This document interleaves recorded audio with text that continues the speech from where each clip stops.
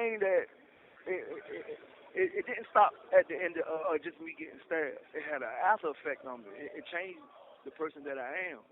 Like I was telling you earlier, I still suffer. I suffer from and I have anxiety attacks and I have panic attacks, but I also have PTSD. But the biggest change that it has had on me is I don't know how to trust people, so it's hard for me to let stuff go. You know what I mean? Like even if we have words, if I have words with a person, I don't know how to just walk away from it because I can't trust a person to turn my back on them and get stabbed in my back again. I've been caught with knives 3 times since that happened. I can't go without it. I refuse to let something like that happen to me again. And I can't trust the people to protect me. They ain't here to protect me, so I got to protect myself. So it has had a major effect on my life. You know what I mean? I don't trust nobody. I don't have no friends. I don't believe in nobody being my friend in here because at the end of the day, dudes will talk all that gangster stuff until they see blood, and when they see blood, they're gonna go the other way. So I walk by myself. I work out. I don't play no games. I don't play no type of team sports. I don't play basketball. I don't play football. Nothing that involves being in a team. I stay to myself. I work out by myself, and that's just what it is, man. But I can't afford to trust nobody, man, because these dudes they playing for keeps. You know what I mean? So that joint has had a profound effect on me. Like that's one of those life changing experiences that some dudes need. You know what I mean? I don't think I needed it. You know, I don't think I was. I don't think I was worthy of that type of experience. You know what I mean? But it happened. You know what I mean? And for real, over the years, it's been 11 years now. I ain't even mad at dude no more. Like I could probably sit down and have a conversation with dude now. You know what I mean? As far as 5, 6 years ago, I couldn't have did that. I wouldn't have wanted to hear nothing he had to say. But now, I probably could. You know what I mean? But it's just one of those things that happened to me, bro. And I had to deal with it, bro. And I'm still dealing with it. Like I didn't even know nothing about. I didn't even know nothing about PTSD. I didn't even know what that was.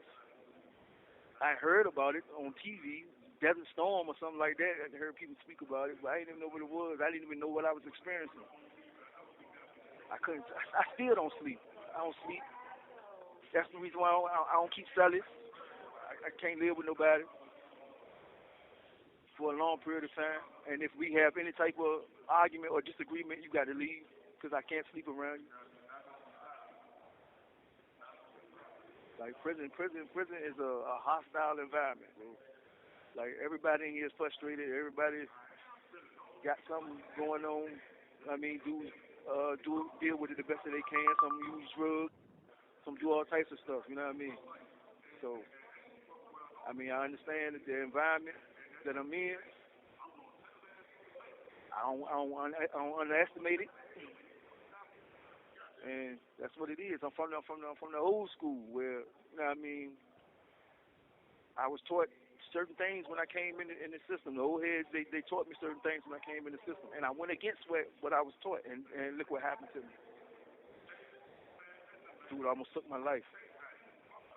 You know what I mean? I ain't no gangster. I'm a man that's in prison. I ain't no gangbanger. I ain't no gangster. I ain't no killer. I ain't young no more, but a semi old young man trying to get out of prison, man, and trying to deal with this the best way I know how. This joint is wicked, and it's designed this way. I understand that too. A lot of dudes, man, come in here and fall victim to and get caught up in this prison life, and you walk out of here not learning from your mistakes and not learning nothing from it, and end up right back in the same situations. You got dudes going home every day. Every day, dudes is going home, or they either going out there, they getting killed, or they coming right back. They coming right back to prison with a butthole full of time. And these people, they not playing games. They got the laws is 85. You got to do 85% of 25 years is at least 22 years of your life. And see, those are the type of things I couldn't understand when I was younger. I didn't know they had no 85% change in doing time. I didn't know none of that stuff when they had changed all the laws. I didn't know nothing about the laws. I know more about it now. People not playing; they playing for keeps. They playing. They want you to come. They get you in here. You are $1. That's all you are. You a paycheck. You are $1. And they don't. And that's the only reason they want to keep you alive because you're a paycheck. If you die off, then they lose the money. So they even did away with the death penalty. That won't for us. Because they thought about they didn't want to kill us. They didn't want to kill us because they didn't want to lose money. It was a good thing for us. They ain't killing us no more. You know what I mean? They ain't got a death penalty no more. But they ain't do. They want to benefit us. That was to benefit them. Look, these dudes are a paycheck. We built all these prisons in here, and now we got to fill them up. Virginia got the most prisons in any state in America. They built so many prisons that the federal government told them they couldn't build no more.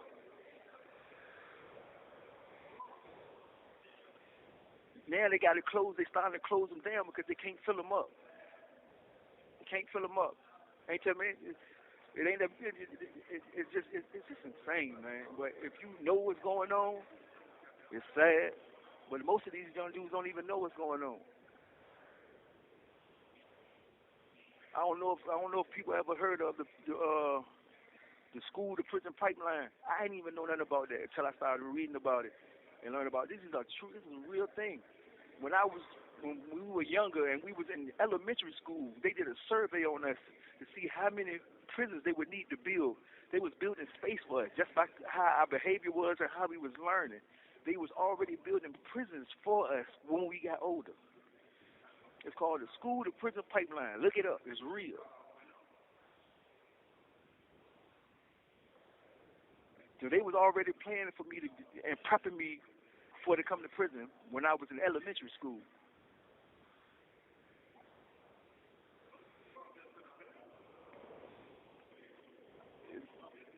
They got. Oh yeah. Speaking of the 85% law, this how real it is.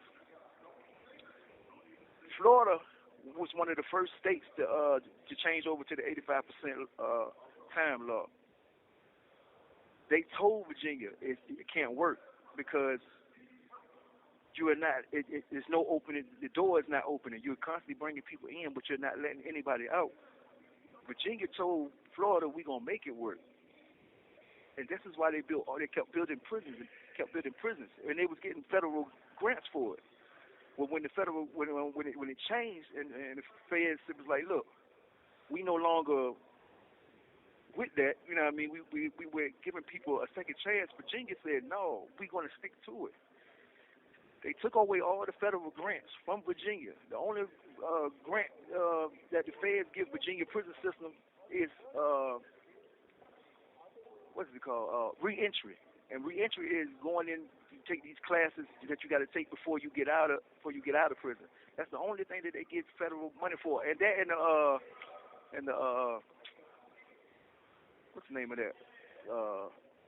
That sex act that they started. I can't even. It used to be up here on the wall somewhere. I forgot the name of it. PREA.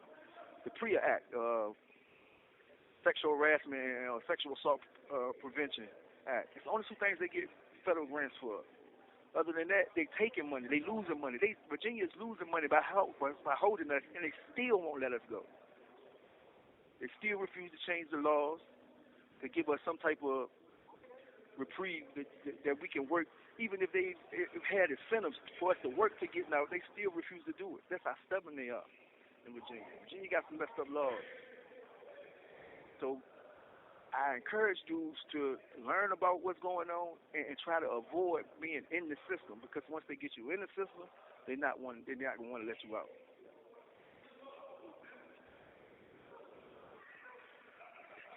I wish I knew, hindsight. You know, say, man, I wish I knew then what I know now. Everybody says that in hindsight, but it's a true statement. You know what I mean? I wish I knew then what I know now. I wish I was learning about this stuff back then instead of now, where sometimes I feel like it's too late. You know what I mean? Like they got the General Assembly going on right now as we speak, as I'm speaking, and they got one bill that I'm chasing, trying to figure out what they're gonna do with it. It's like a Second Chance Act. You want to look it up? It's the House Bill HB 853.